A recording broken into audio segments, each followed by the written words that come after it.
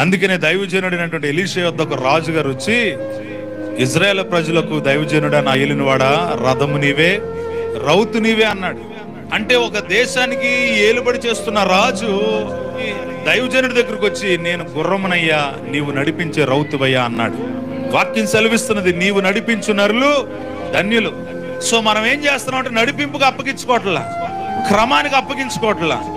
అలా అప్పగించుకోనంత వరకు నువ్వు ఎవరి చేత ఏలుబడి చేయబడతా ఉంటావు తెలుసా? దుష్టుని ద్వారా.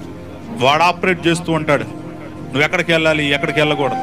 ఇప్పటి వరకు అంటే నీలో ప్రాణం ఉన్నంత వరకు. యేసు ప్రభు వారు పలుకుతున్న మాట యోహాను సువార్తలో మనం చూస్తాం. ఈ లోకాధికారి వచ్చుచున్నాడు, నాతో వానికి ఏమి పని అంటే, ఇంకా కాసేపట్లో సిలువకు అప్పగించబడుతున్నారు యేసు అన్నప్పుడు కూడా దుష్టుడు ఏం చేయలేదు, శోధించిన ఆపాడా? అంటే నీవు తుది శ్వాస విరిచే వరకు శోధకుడు నిన్ను శోధిస్తూనే. కాబట్టి ప్రియమైన దేవుని బిడ్డలారా, దేవుని స్వరం వినేవారు ఉండాలి. స్వరం వినగలుగుటకు నీవు స్పేస్ ఇవ్వాలి, అవకాశం ఇవ్వాలి. ఏలీ కుమారులు అదే సంఘంలో ఉన్నారు, భ్రష్టులు అయ్యారు, ప్రభువుని ఎరిగిన వారై.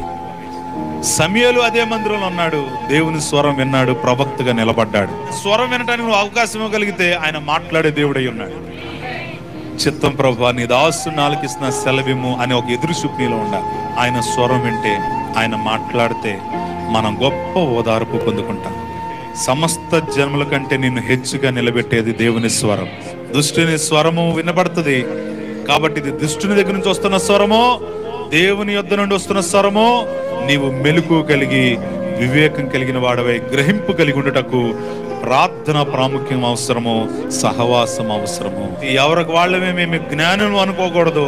సహవాసంలోకి రండి, క్రమంగా ఆత్మీయ దైవజనులకు అప్పగించుకోండి, వాక్యానికి లోబడండి, దేవునికి లోబడండి. అపవాదిని ఎదిరించుడి, అప్పుడు వాడు మీ యొద్ద నుండి పారిపోను.